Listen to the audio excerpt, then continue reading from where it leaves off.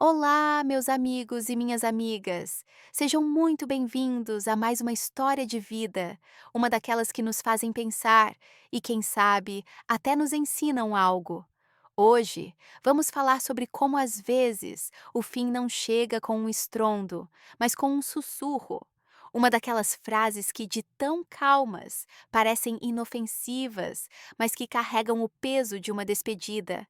A rejeição, meus caros, nem sempre vem aos gritos. Às vezes, ela se disfarça em um pedido educado, dito com uma calma que congela a alma. Preciso de um pouco de espaço. Foi o que a Isabela disse para o Lucas. Era uma tarde de segunda-feira, em um apartamento aconchegante em São Paulo. Não havia tempestade lá fora, nem gritos dentro de casa. Nada que prenunciasse a tempestade que estava por vir. Estavam no sofá, assistindo a uma série que ela adorava e que ele fingia gostar, só para compartilhar um momento. Um gesto bobo, pensei eu, mas tão humano. Ele se virou, afastou uma mecha de cabelo do rosto dela e acariciou sua nuca. Um carinho que antes arrancava um sorriso, mas que naquele dia não provocou nada. Pelo contrário, ela se afastou com suavidade. Aquele tipo de rejeição que não ofende, mas que dói mais, porque é educada. E então ela disse: Olha, não me leve a mal, mas por favor me deixe em paz. Eu preciso do meu espaço. Lucas não entendeu. Ou talvez não quisesse entender. Como assim espaço? Espaço de nós? Dele? A pergunta ficou pairando no ar, sem resposta. Ela continuou olhando para a televisão, sem lhe dar o conforto de um olhar, de uma explicação. Ele teve que processar aquilo tudo sozinho. E quando ele insistiu, perguntando se algo estava errado, se ele tinha feito algo, ela apenas negou. Não é nada grave. Eu só preciso pensar. Estou estranha, só isso. Preciso ficar um pouco comigo mesma. Comigo mesma! Outra daquelas frases modernas que, no fundo, cheiram a distância emocional. Eu fico imaginando a angústia do Lucas naquele momento. É uma situação terrivelmente embaraçosa. Você está ali, ao lado da pessoa que ama, e de repente, um muro invisível se ergue entre vocês. Ele não discutiu. O que ele poderia dizer? Apenas assentiu, se retirou e a deixou no sofá, com sua série e seu mundo particular. Foi para a cozinha, bebeu um copo d'água e tentou acalmar o coração acelerado. Sentia-se humilhado, mas, acima de tudo, confuso. Não tinham brigado. Pelo contrário, naquela mesma manhã, ele a havia surpreendido com o café da manhã favorito dela. Ele não era perfeito, mas se esforçava. E em troca recebia o quê? Um pedido de espaço. Não uma conversa, não um precisamos conversar, apenas distância. Eles dormiram na mesma cama naquela noite, mas como dois estranhos. Ela, virada para a parede, ele olhando para o teto, se perguntando se aquilo era temporário ou o início do fim. De madrugada, ele a ouviu mexer no celular, respondendo a algo rapidamente. Ele não quis perguntar, não quis parecer ciumento, mas a semente da dúvida já estava plantada. Haveria outro alguém? Outra conversa? Uma versão dela que ele não conhecia?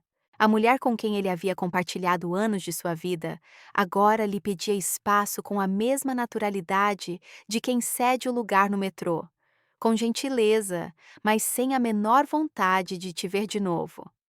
No dia seguinte, a rotina mudou. Ele não perguntou como ela estava, não preparou o café, não a tocou ao sair de casa.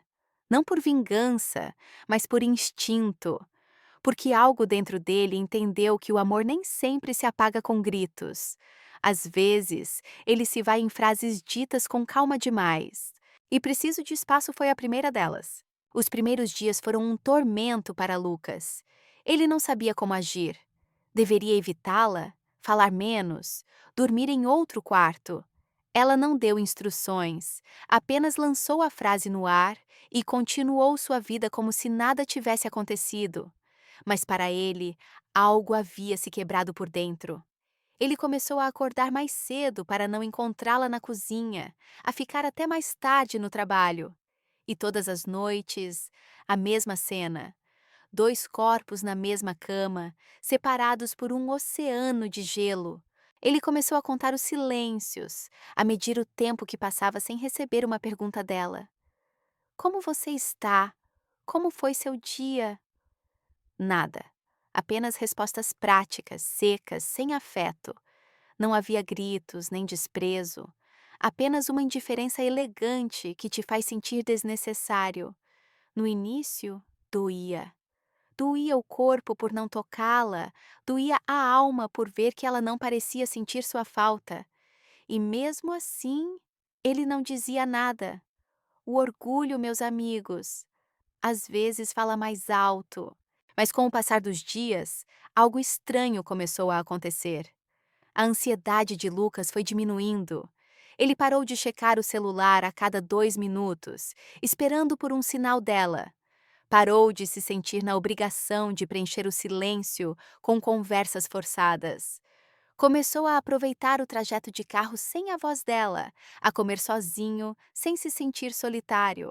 E então ele entendeu. O espaço que ela pediu não era só para ela, estava libertando-o também, devolvendo a ele um pedaço de si mesmo que ele havia abandonado para ser o parceiro exemplar, o apoio, a estabilidade, o tudo dela. E como é exaustivo ser o tudo de alguém que já não quer nenhuma parte de você. Em um desses dias sem alma, ele decidiu entrar em um restaurante perto do trabalho. Um lugar que ele já tinha visto 1000 vezes, mas nunca havia parado. Sentou-se em uma mesa para um, pediu sem muita vontade, e foi então que ela apareceu. A garçonete, vamos chamá-la de Ana. Morena, com os cabelos presos em um rabo de cavalo, olhos cansados, mas calorosos. Não foi uma aparição mágica, nem amor à primeira vista. Foi algo mais humano, mais simples. Um sorriso autêntico, como vai o dia dito com interesse genuíno. Algo que em casa ele já não ouvia mais. Lucas se surpreendeu ao responder com naturalidade, como se aquele gesto amável tivesse descongelado uma parte dele que ele já dava por morta. Ele voltou no dia seguinte e no outro, não pela comida, que era apenas correta, mas por aquele sorriso, por aquela voz suave que o chamava de querido, sem segundas intenções. Começaram a conversar sobre coisas pequenas, o tempo, o trânsito, o café que sempre esfriava antes de ele terminar. E sem perceber, ele se pegou esperando a hora do almoço. Não para comer, mas para vê-la. Não era atração, ainda não. Era paz. Uma paz simples e calorosa, algo que em sua própria casa já não existia. E o mais curioso de tudo foi perceber que, enquanto ele aprendia a respirar de novo, Isabela nem notava que ele já não estava mais respirando por ela. Na quinta-feira, Lucas esqueceu de mandar uma mensagem para Isabela. Não foi planejado, nem uma estratégia passivo-agressiva. Simplesmente aconteceu. Ele saiu do trabalho, almoçou no restaurante, conversou um pouco com a Ana e depois ficou em uma praça, sentado em um banco, observando as pessoas passarem. Em algum momento, pegou o celular por costume e viu a conversa com Isabela no topo da tela. Nenhuma mensagem dela. E pela primeira vez, ele não sentiu a necessidade de iniciar a conversa. Ao chegar em casa, o ambiente estava o mesmo de sempre. Impessoal, silencioso, desabitado, apesar de ela estar ali. Ela o olhou quando ele se aproximou da cozinha e disse: Você não disse nada o dia todo. E foi aí que Lucas soube que algo havia mudado. Não nele, nela. A distância era uma decisão dela. Mas, naquela tarde, pela primeira vez, ela notou o eco. O espaço que ela pediu agora começava a parecer real demais e já não era tão confortável. Ele respondeu sem dureza. Pensei que era isso que você queria. Ela voltou a olhar para o notebook, mas o ar ficou denso. O silêncio já não era paz, mas ameaça. Naquela noite, ele se deitou sem procurá-la e adormeceu rápido. Ela demorou a chegar no quarto. Ele a ouviu caminhar, suspirar, hesitar antes de se deitar. Ela não o tocou, mas seu corpo estava mais perto do que o de costume. Milímetros, talvez. E não era por desejo, ele sabia. Era porque, pela primeira vez, ela sentia frio. No dia seguinte, ela mandou uma mensagem no meio da manhã. Nada importante, apenas um "Como vai?". Ele respondeu com cortesia, sem entusiasmo. Disse que ia almoçar fora. Ela não perguntou onde, nem com quem. Mas havia algo em suas reticências que não era casual. Na sexta-feira, quando foi ao restaurante, Ana sorriu como sempre. Ele falou sobre a insônia, sobre o café amargo em casa. Ela riu e lhe trouxe uma xícara com um pouco de canela. E foi nesse gesto simples que ele entendeu tudo. Ele não estava se apaixonando, estava se recuperando. Quando voltou para casa naquela noite, ela estava arrumada, maquiada, de pijama, mas com aquele cuidado desnecessário que a gente nota quando conhece alguém tão bem. Ela perguntou se ele queria jantar. Ele disse que não. Ela o encarou por alguns segundos, tentando ler algo em seu rosto. Não encontrou nada, porque já não havia nada a ser defendido. Ele já não lutava. E isso, mais do que seu silêncio, foi o que começou a desmoroná-la. Não foi de uma vez. Foi sutil como tudo com ela. Começou com pequenos detalhes. Um café na bancada na hora em que ele costumava se levantar. Uma mensagem no meio-dia. Você está bem? Uma tentativa de conversa bem na hora em que ele colocava os fones de ouvido. Pequenos anzóis lançados ao ar, na esperança de que ele mordesse a isca.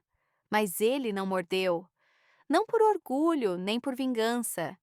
É que quando a gente começa a se curar, já não precisa mais daquilo que antes suplicava. Aos poucos, os gestos se tornaram mais evidentes. Uma noite, ela o esperou com o jantar servido, algo que não fazia há meses. Ele se sentou, comeu, agradeceu. Ela o observava, esperando por algo mais. Mas ele não tinha nada a acrescentar. Você está muito quieta ultimamente, ela disse. Só estou te dando o que você pediu, ele respondeu. A tentativa seguinte foi física. Enquanto ele escovava os dentes, ela entrou no banheiro em silêncio e o abraçou por trás. A mesma mulher que semanas antes havia se afastado de um simples carinho, agora buscava contato como se fosse oxigênio. Ele ficou parado. Não rejeitou o gesto, mas também não correspondeu. Terminou de se enxaguar, tocou a mão dela com suavidade e saiu do banheiro sem dizer nada. Não porque não sentisse nada, mas porque já não confiava naquela aproximação repentina. Não era amor, era medo. Medo de perder o que não soube cuidar.